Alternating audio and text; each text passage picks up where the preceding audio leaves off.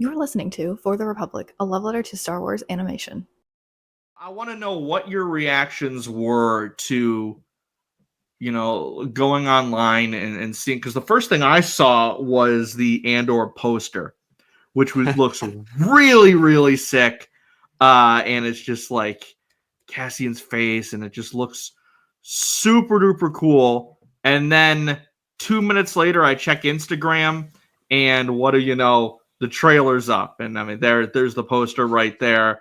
Sweet, man. And they just went all in on the critical praise of season one in this trailer. Like, Alex of Star Wars Explained just described it as like trying to get the widest audience possible for the season, which is like, oh, the critical darling show, performances that are Emmy worthy, exhilarating drama, a show like you've never seen before, like all these like quotes. And I just thought the trailer set the mood incredibly for the season that we have coming. It was a bit different compared to like the dread and the somber tone of a lot of the season one marketing. This is just like, fuck yeah, the revolution has begun. And it was really sweet. It was not at all what I was expecting for a season 2 trailer of Andor. Like I was expecting more of like what you said with the season 1 trailer, like dread, ominous overtones, like desperate feeling of like rebels straining under the weight of the Empire. But Nicholas Bertel score. Yeah, like it's just that score, man. I can't wait to hear like what he's cooked up for season 2. But there was a real sense of exhilaration and forward momentum in that trailer, and there's weirdly a sense of euphoria present in there. And I think, like you said about the reviews and stuff, it's possible that Lucasfilm didn't realize, or Disney didn't realize, back in 2022 how much of a hit they had on their hands with this. It was releasing alongside Obi-Wan Kenobi the same year. That was the one that was getting perhaps more attention at the time because, obviously, like prequel actor coming back to fight the iconic Star Wars villain. But Andor did so well. It was consistently getting great reviews. The fandom really enjoyed it, and this time they know they've got like a real surefire hit, and I think it shows the confidence that they have. In season 2, the exhilaration that they're putting behind, because we got so much cool stuff in the trailer as well. We get like Bix and Cassian like walking away together like they're partners in crime. We got Mon Mothma's divorce party, which looks great. The dance party. I love that she's dancing. I love that she's like letting loose and dancing. It's like we love to see it. Poor Mon. Maybe my favorite part of the whole trailer. I mean, that's up there, but that shot of Cassian and Bix walking away and then the explosion, and then you cut to Krennic watching over the Death Star. And like we knew so cool. Ben Mendelsohn was coming back already. I think they confirmed that either before Celebration last year or at Celebration London. But like getting to see the little like snicker and then hearing his voice again as he's looking over the Death Star, I was like, oh heck yeah. Heck yeah. I'm so happy he's back. He's so happy. Villain. So he's Ben Mendelsohn's so good at playing those kind of like bristling with rage villains who have like bristling rage under the surface. It's why he was, he was a good antagonist for Ready Player One. I liked also that he sort of played against type in Captain Marvel, but he's so good in as Krennic in Rogue One. You feel like you almost feel empathy. He's the first like Imperial officer in a way that you feel a sense of empathy towards, almost because of the fact that he essentially has what he feels is his life's work, even while he is exploiting people to get completely plagiarized from him by Tarkin of all people. Which just, we stand here and it's my achievement, not yours. It's so good. Like the way he just spits the line out. It's so good. I'm so happy to see him. To see him in this season, and like the potential interactions with Dedra and also Cyril is.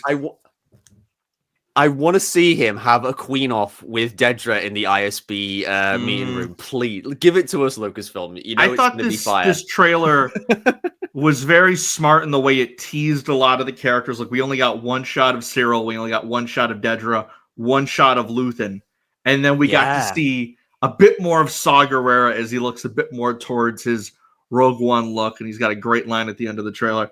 So obviously I had to celebrate Andor this episode, I got my Aldani shirt on, Visit the Eye, Death of Banana. And then We're I on also theme have, here. of course, Neil Nation. Wonderful. Neil But Nation, I had to bust this out for the final recap, of course. I also have just took this out of the package, the season 2 Black Series of Cassian. And that is so cool. Gotta have Bix. So I was finally like, you know what? I've had this shelf built for a couple months now. I might as well start putting stuff together. So maybe next episode, if I have a further update, I will update everyone on how the shelf is going as we go towards this new journey. I like that we finally got, like, the last shot we really had was that thing, that image that's been circulating the last couple months of Cassian just in the nice clothes with the slick back hair and the smirk. Like, that's how they end it. And I was just like, that's just a great way to end things. I also like, it looks like there's a couple shots on the Yavin 4 base throughout here. Because we know that this is going to directly lead into Rogue One. We also have K2SO showing up in the trailer a couple times. The one thing I do want to talk about is they released on StarWars.com after this trailer dropped, an interview come out with Tony Gilroy. And they talked about the release model for this season. And we knew that every 3 episodes was going to essentially be a year going by as we get into Rogue One. Every 3 episodes was going to be a year in Cassian's life. And the last 3 would lead directly into Rogue One. What we didn't know is each 3-episode arc is basically going to premiere every week. So we're going to get 3 episodes every week for 4 weeks leading to the end of the season. I don't like this. I'm going to be completely honest with you. We had that for the premiere of Andor last season. We're actually going up on 2.5 years, which is crazy. Where the first 3 episodes premiered together, and I thought that worked for those 3 episodes.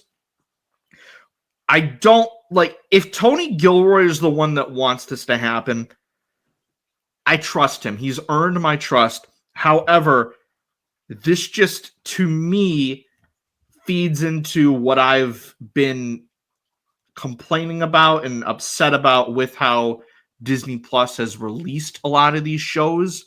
You look at Kenobi, for example. A show like that should have been the event of the summer, having the rematch of the century. But because it was only 6 episodes, and because those first 3 came out within 4 days of each other, it really only had like 3 weeks as like the big discussed show, and then it just kind of disappeared after that. If you have these episodes come out in batches of 3, I'm worried they're gonna get lost in the shuffle a little bit, and certain episodes won't get the discussion that they might deserve if we're going to be talking about 2 other episodes that same week. And also, selfishly, the fact that means that we're going to have to, for 4 weeks, talk about 3 episodes every single week. Those are going to be some long episodes here on For the Republic, but we'll figure it out. Monster size. I'm gonna respectfully disagree in a sense, because at first I had a similar reaction of like, this is like, I would have liked week to week kind of stuff, but I do wonder if that is like, I do obviously feel like that's an attempt to obviously boost the ratings, because the show did really well in terms of ratings. It just didn't do like Mandalorian numbers. And I mean, my brother and I both watched like Star Wars.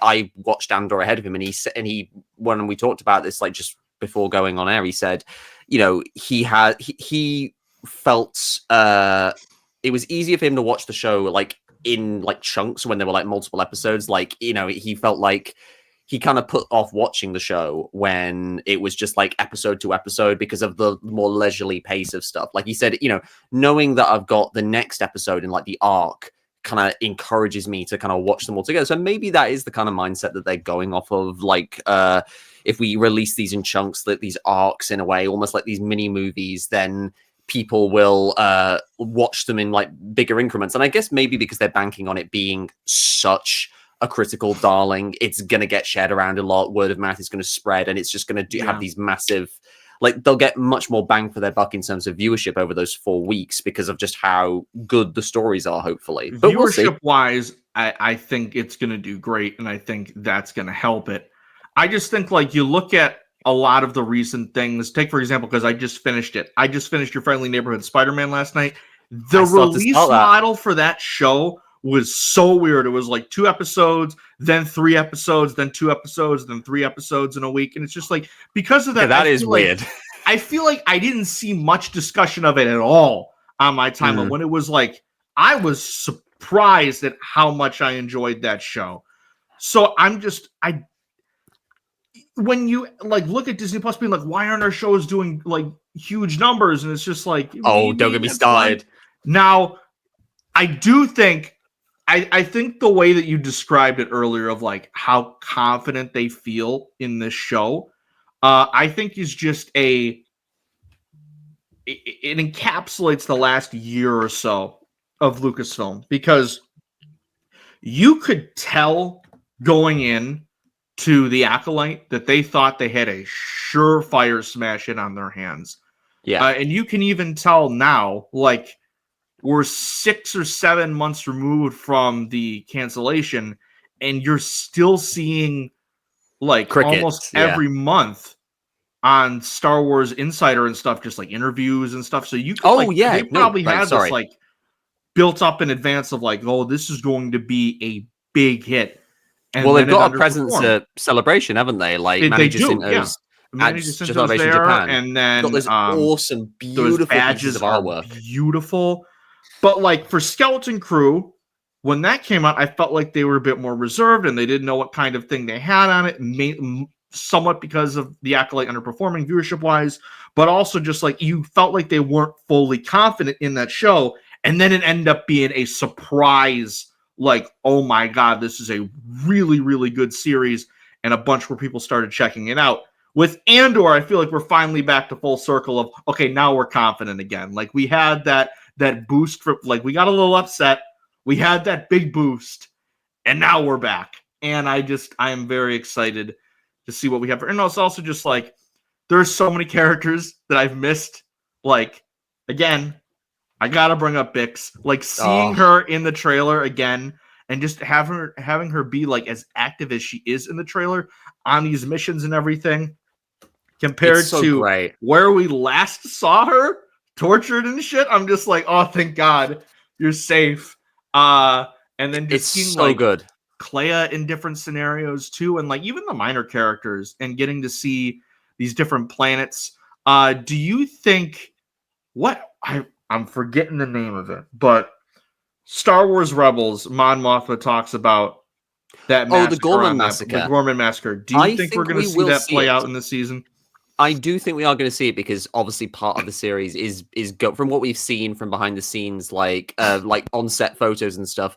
There's part of the series is going to involve Andor, like Cassian helping Mon Mothma to get off Coruscant, because we obviously saw the latter half of her escape from Coruscant in Star Wars Rebels, but she actually had to get off the planet first, and we're going to see that with Cassian, which is fun because it's like they never got much interaction in Rogue One, or they didn't interact at all in season 1, so that's going to be a very kind of like neat intersection between those characters. But I do think we will see the Gorman if, slick back hair, smiling Cassian, if that's in the same scene as Mon Mothma's divorce party, as we worded it. It looked a bit but like her apartment, to be honest. So like maybe he's already there. But like I think we will see the Gorman massacre. I don't think Tony Gilroy will shy away from an event like that. And it's kind of like he's been pretty consistent with seeding it in the narrative so far. And as we saw in season 1, he's perfectly willing to kind of like paper over like previous continuity if it serves the story, like with the whole origin for Cassian originally, and working in the reference of like the planet that he was supposed to be from before. This I think there's a strong bet we'll see that play out. I think. Yeah, I think I would not be surprised if that's one of the big arcs this season. We there's those stormtroopers. Sorry. Again. There is So just to add, stormtroopers. there's those and stormtroopers with like the broken down armor. So maybe that Mhm. is set on Gorman, and we're gonna see like some stormtroopers who just like get pushed too far or whatever, and just commit like just an awful act, like the massacre basically. So I think there's a strong chance we'll see that play out. Do you think we're gonna see Perrin slowly perish in this season? I mean, quick, slow, I hope so. anyway is good for me. I hope hate so. that dude. I hate It's that like- dude. It's like we were Tim. served too early with Tim. Like Tim got taken out really early, so we were like served in that sense. Perrin, we've had to like kind of put up with him for like a while, so I could see him either taking the fall for like Mon's like sort of scheme of like getting the money to the rebellion. Maybe that happens, but we've also got like their daughter getting married off, because I'm pretty certain that like the shot of Krennic, I think he's talking to Mon Mothma in that scene, which is really cool.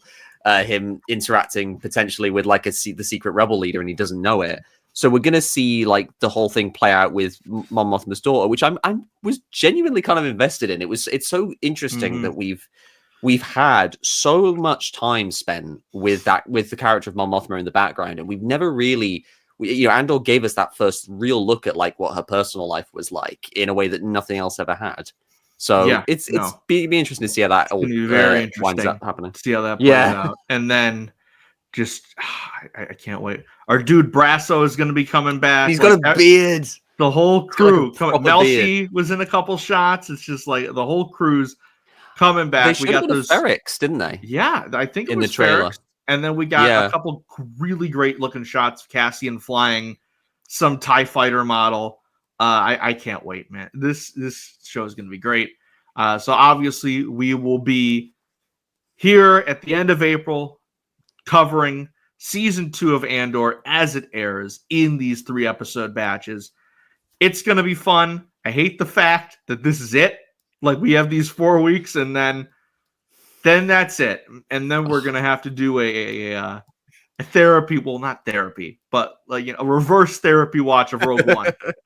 Like imagine therapy if it makes you feel worse. That's what we're going to have to do afterwards.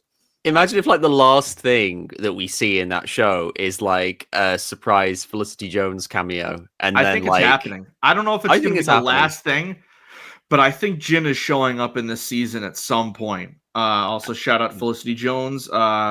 This time next week may be a Academy Award winner. Who knows? It's like it's crazy this award season. Crazy.